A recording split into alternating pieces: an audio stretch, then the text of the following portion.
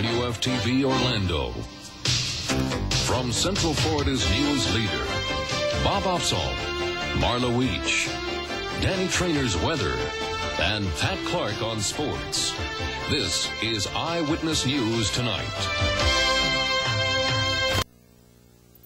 Our top story tonight, baby Shamu is leaving Orlando for Cleveland. SeaWorld is preparing to load the 3,000-pound whale on a jumbo jet.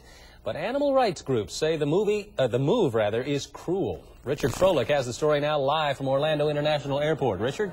Well, Bob, at this point, we are waiting to see baby Shamu. She's expected here in about 20 minutes. She's been loaded onto a transport truck over at SeaWorld. She's going to be taking on this airplane right behind me, a special Flying Tigers 747, which will take it up to Ohio. All of this is not without controversy, however. There are a number of protesters who say this is the wrong thing to do.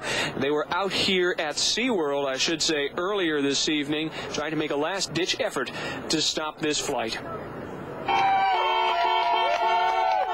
These people say SeaWorld is out of line, taking a young whale out of its element. 4.5-year-old Kalina, also known as baby Shamu, will fly out of Orlando late Monday night for SeaWorld of Ohio. She leaves behind her mother and the only home she's known.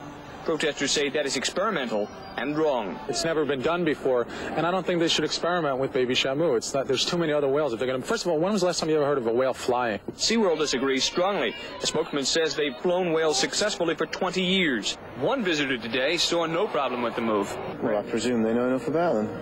So they shouldn't worry about it. Well, they should take care, but I imagine they know what they're doing. Now again, Shamu expected here in about 20 minutes. Let me give you an idea of what she's traveling in. It is something that amounts to a shallow bathtub. She'll be covered with a lanolin coating. That's kind of an oily coating to keep her moist as she travels up to Ohio. And the flight will be a little later this evening, around 1:30. She's expected to come, and when she does come here, we hope to bring it to you live. I might add that SeaWorld has again said they've got experience doing this. They brought in a beluga whale from San Diego on this very aircraft behind me earlier this evening, and so they say they're capable of bringing Shamu up there without much trauma to her. Of course, some protesters disagree. We'll have that for you later in the day. Back to you. Richard, how long is that flight? I assume it's a non-stop flight also. It is a non-stop flight, Marla. You're right. And we understand it's about 2.5, 3 hours, the normal flight time up here. I asked some of the people at SeaWorld whether they were going to travel more slowly or whether they were going to travel at a lower altitude to accommodate the whale. She didn't have an answer at the time. Perhaps I'll be able to find out a little more on that. If we come back, I'll have an answer for you then.